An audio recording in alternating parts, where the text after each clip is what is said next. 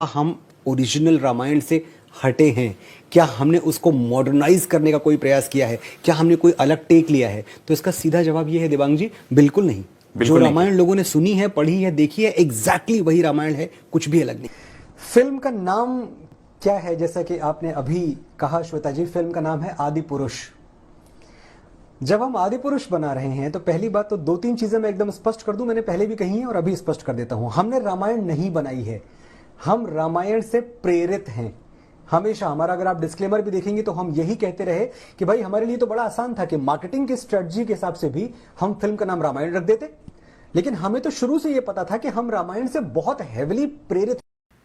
आदि पुरुष दोस्तों, इसमें इतनी सारी गलतियां हैं। इसे आदि पुरुष क्या, मेरे हिसाब से इसे कहना चाहिए आज का पुरुष, क्योंकि जितनी सारी चीज़ें इसमें दिखाई गई हैं, जो वेरिएशन इसमें डाले गए हैं, उससे तो यही लगता है कि ये कोई आदि पुरुष नहीं, ये आज के पुरुष पे बनाई गई फिल्म है।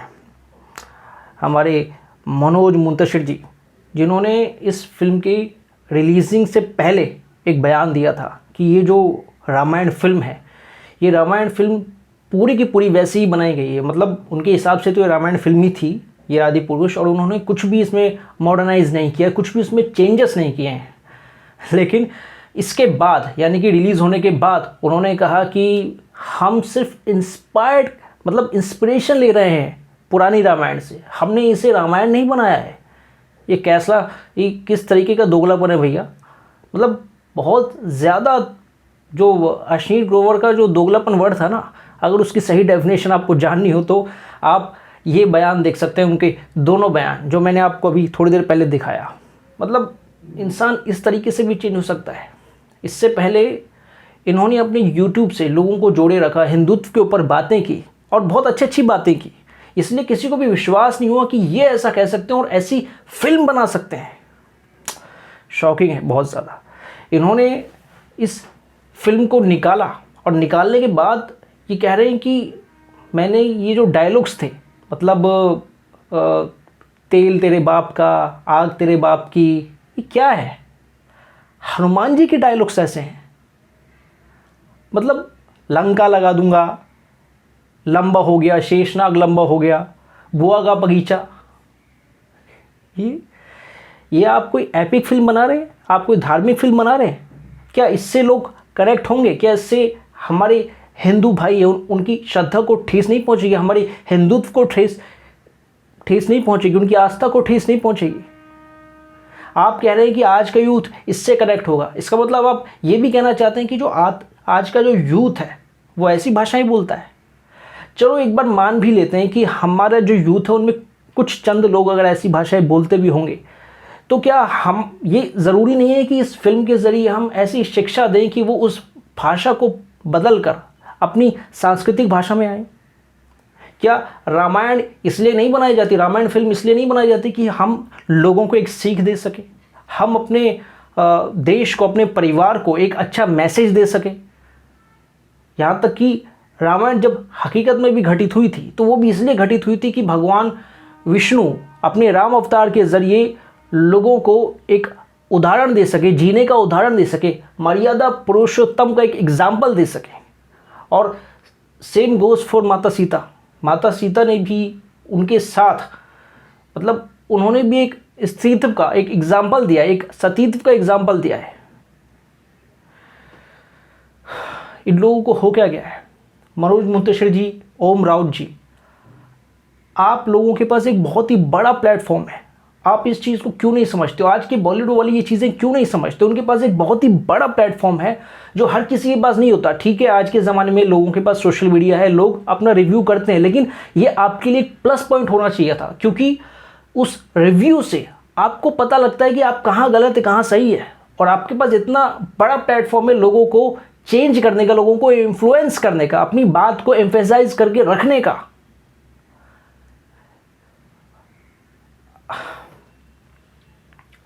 हमारा कहते हैं कि जो समाज का जो आईना होता है वो मीडिया और साहित्य होता है। साहित्य भी आपके पास है मनोज जी, आप लिखते हैं, आपने राइटिंग की है, आप बुक्स लिखते हैं, आप कविताएं लिखते हैं, और आपने इस फिल्म के अंदर भी राइटिंग की है। और दूसरा आता है मीडिया, यानी कि हमारी जो फिल्म लाइन है। और फिल्म भी आपने बनाई है, मतलब ओम राउत और आपने मिलकर इस फिल्म को दिखाया है। तो दोनों ज़रिए आपके पास है कि आप नेशन को बदल सकें, एक अच्छी सीख दे सकें, और ये आपने क्या किया है। अब नए यूथ्स में जिन लोगों ने पुरानी रामायण देखी है, उनका तो ठीक है, लेकिन जो बिल्कुल नए यूथ हैं, जो 10-12 साल के बच्चे हैं, जिन्हें रामायण के बारे में कुछ पता ही नहीं है। आज के ज़माने में तो बच्चे किताबें भी नहीं पढ़ते हैं, सबको पता है। वो सिर्फ और सिर्फ फिल्म को देखकर ही अपना एक इमेजिनेशन बना लेते हैं, अपनी एक सोच बना लेते हैं, अपना परसेप्शन बना लेते हैं कि यार एग्जैक्टली ये हुआ होगा। तो क्या आपने सोचा है ये कितना गहरा टॉपिक है, कितना सीरियस टॉपिक है। आपकी फिल्म को देखकर हर बच्चा यही कहेगा, यार हनुमान जी ने भी ऐसा बोला तो हम भी बोल सकते हैं, वो तो भगवान है, जब वो बोल रहे हैं तो उसमें कुछ गलत होगा ही नहीं। इसका मतलब उन्होंने कहा है तो हम भी कह सकते हैं ना। ये आप जान रहे हो आपने आने वाली पीढ़ी के लिए कितना बुरा एग्जाम्पल पेश किया, कितना, मतलब ये बोलते हुए मुझे बहुत शर्म आ रही है। बहुत ही बेवकूफ़ाना आपका ये तर्क है। अब आप कह रहे हैं कि आप ये 5 डायलॉग्स बदलेंगे अपनी फिल्म से, लेकिन क्या बदल जाएगा इससे?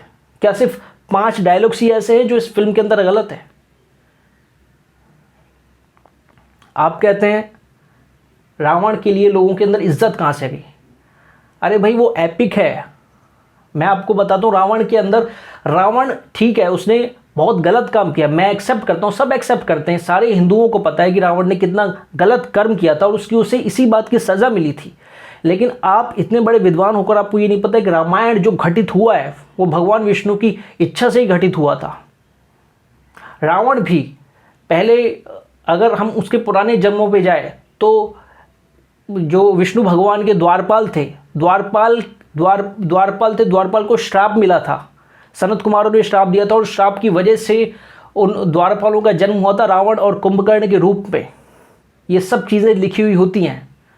रावण के कर्म गलत थे, अच्छे नहीं थे, ये मैं मानता हूँ, लेकिन उसका जो कैरेक्टराइजेशन है आप उसको तो चेंज नहीं कर सकते ना।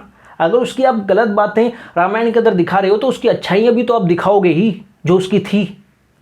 आप एपिक के साथ छेड़छाड़ कैसे कर सकते हैं? अगर उसने माता सीता का हरण किया, अगर आप वो दिखा रहे हो तो उसने कपड़े क्या पहने आप वो भी दिखाओगे। उसके बाल कैसे थे आप वो भी दिखाओगे। वो कितना बड़ा भगवान शिव का भक्त था वो भी दिखाओगे। क्या रेजर रावण के सर के पास में क्या वो रेजर लेके घूमते थे? बहुत बड़े तपस्वी थे, ब्राह्मण थे वो। श्रीलंका में पूजा जाता है। ये आपकी फिल्म श्रीलंका में रिलीज़, मुझे तो नहीं लगता, आई डोंट नो, मुझे नहीं लगता ये रिलीज़ हुई होगी, वहाँ एक्सेप्ट की होगी किसी ने। वहाँ पे पूजते रावण को। और बात करें हम भगवान श्री राम की तो सबके मन में एक ही छवि आती है भगवान राम की बिना मूछ दाढ़ी के। तो प्रभास की मूछ कैसे है?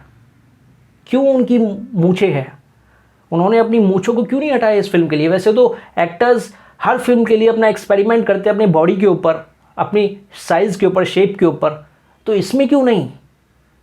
क्या भगवान राम का चरित्र जो लोगों की मन में है, श्रद्धा में, लोगों की श्रद्धा में है, जो अरुण गोविल जी ने रामायण के अंदर निभाया था, क्या वो धोया जा सकता है?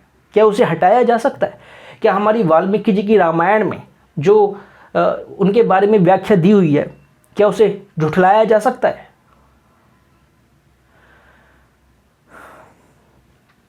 मेघनाथ जी, वो भी खुद अपने आप में तपस्वी थे।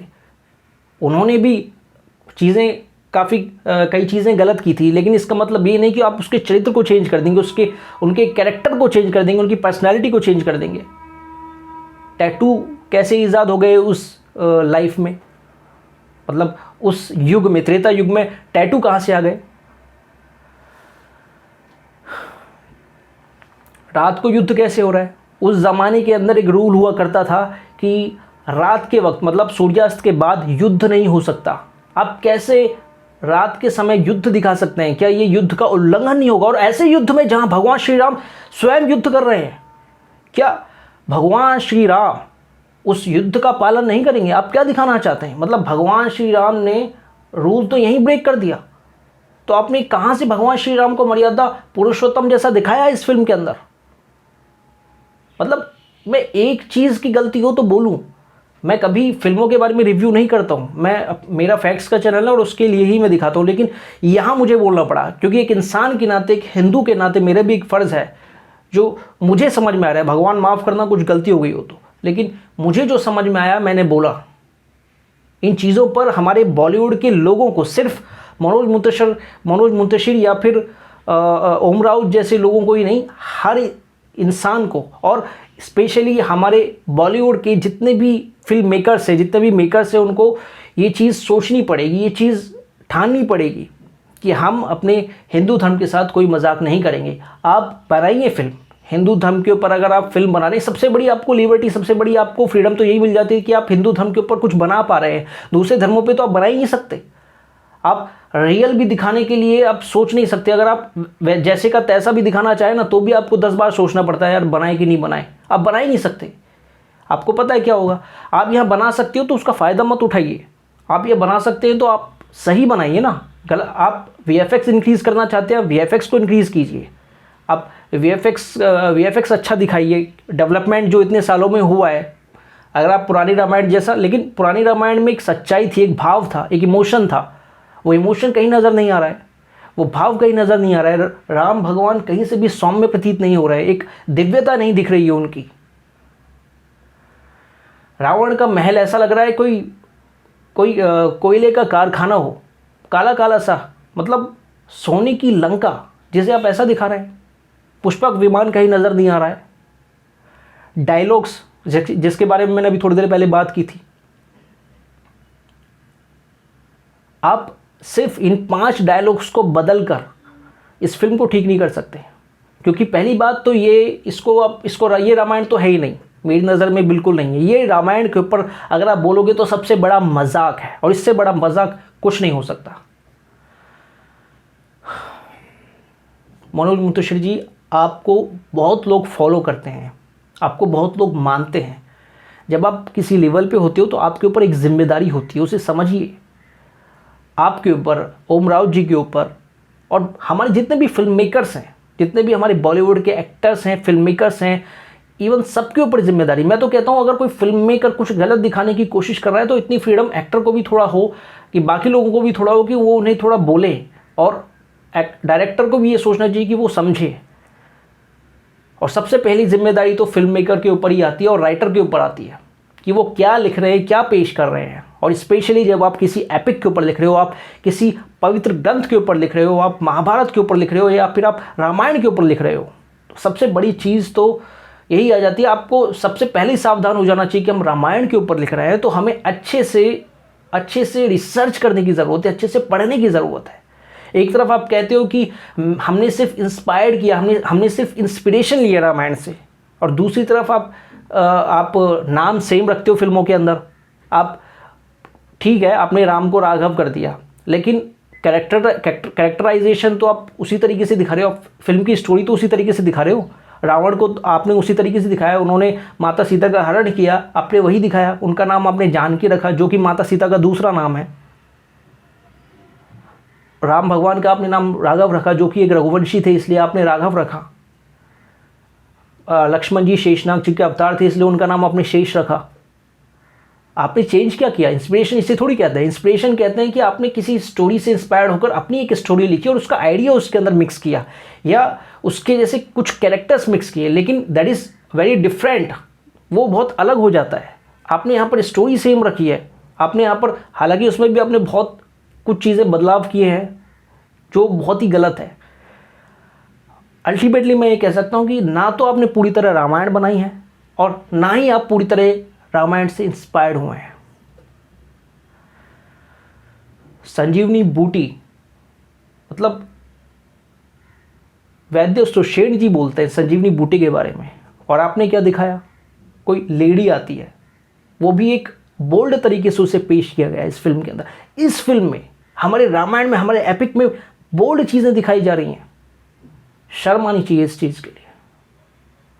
लास्ट में मैं एक चीज़ और कहना चाहूँगा मनोज मुंतशिर जी और ओम राउत जी के लिए।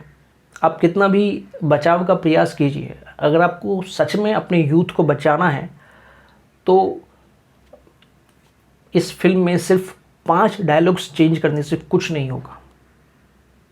अब आप कैसे करेंगे, क्या करेंगे, वो मुझे नहीं पता, क्योंकि अगर आप ये कहते हैं कि आज के यूथ के हिसाब से आपने ये बनाई तो आपने बहुत गलत किया है, क्योंकि आज का यूथ ऐसी भाषा नहीं बोलता। और जो थोड़े बहुत लोग अगर कोई बोलते भी हैं, जो कुछ लोग बोलते हैं, तो आपको जानबूझकर उल्टा अच्छा दिखाना चाहिए था, ताकि वो यूथ कुछ अच्छा सीख सके, कुछ अच्छा ग्रहण कर सके, अच्छा ले सके। आपको इतना तो पता होगा कि लॉकडाउन के अंदर भी पुरानी वाली रामायण आई थी, रामानंद सागर जी की पुरानी रामायण, जिसे लोगों ने बहुत प्यार दिया। और सिर्फ लोगों नहीं, आज के लोगों ने ही नहीं, मतलब आज के यूथ ने भी इतना प्यार दिया कि पूरे वर्ल्ड में सबसे ज़्यादा टीआरपी आई थी उसकी, पूरा रिकॉर्ड टूट गया था। वो ऐसे ही टूट गया था। वो हमारे यूथ थे, क्या उनको समझ नहीं आती तो वो क्या उस पूरी रामायण को देख पाते, समझ पाते, एक्सेप्ट कर पाते, उसे इतना प्यार दे पाते? क्या उसके अंदर वो सौम्यता नहीं थी उस भाषा में, उस डायलॉग्स में, उन डायलॉग्स के अंदर क्या कठिनाई थी उन डायलॉग्स के अंदर? ये तो आपकी सोच का फ़र्क है। जब बच्चा नए स्कूल में जाता है तो वहाँ से भी वो नई चीज़ें ही सीखता है। उसने भी उससे पहले आज तक बहुत सी चीज़ें नहीं सीखी होती हैं। इसका मतलब ये नहीं कि वो सीख नहीं पाएगा। अगर आज का यूथ दूसरी भाषा या दूसरे बोल चलन में चला गया है तो उसे ज़रूरत है हमारी संस्कृति से जोड़ने की, वापस लाने की, और आप काम उल्टा कर रहे हैं। आपके पास बहुत बड़ा प्लेटफॉर्म है, प्लीज़ इसे यूज़ कीजिए अच्छे कामों के लिए। और मेरी स्पेशली रिक्वेस्ट है सारे बॉलीवुड के लोगों से कि आप इस पूरे के पूरे हमारे पूरी की पूरी संस्कृति के साथ छेड़छाड़ मत कीजिए, हमारी एपिक के साथ छेड़छाड़ मत कीजिए। अगर फिल्म बनानी ही है तो अच्छे मैसेज के लिए बनाइए, अच्छी चीज़ों के लिए बनाइए, और सही तरीके से पेश कीजिए हमारे हिंदू धर्म को। वैसे ही बॉलीवुड का नाम बहुत बदनाम हो चुका है कुछ पुरानी फिल्मों की वजह से। तो जो चीज़ दिखानी है अच्छे से दिखाओ। इंडियन सिनेमा इसी वजह से पीछे चलता चला जा रहा है। हम वेस्टर्न की तरफ ज़्यादा भाग रहे हैं, लेकिन हम अपनी संस्कृति को भूलते जा रहे हैं। आई होप कुछ समझेंगे आप लोग। दोस्तों, अगर आपको ये वीडियो अच्छी लगी तो इसे शेयर करना, और अगर आपको लगता है कि मैंने यहाँ जो बताया वो पॉइंट्स ठीक है तो आप इस वीडियो को ज़्यादा से ज़्यादा शेयर कीजिए। नहीं तो आप अपना खुद का वीडियो भी बनाइए। मैं सिर्फ ये नहीं कह रहा कि मेरा ही वीडियो शेयर कीजिए, लेकिन आप अपना खुद का वीडियो भी बनाइए, लेकिन इस चीज़ के लिए बोलिए, क्योंकि आज अगर हम नहीं बोलेंगे तो हमारी जो आने वाली पीढ़ी है वो कलयुग की तरफ खींचती चली जाएगी और सब कुछ। टेक केयर दोस्तों। जय श्री राम।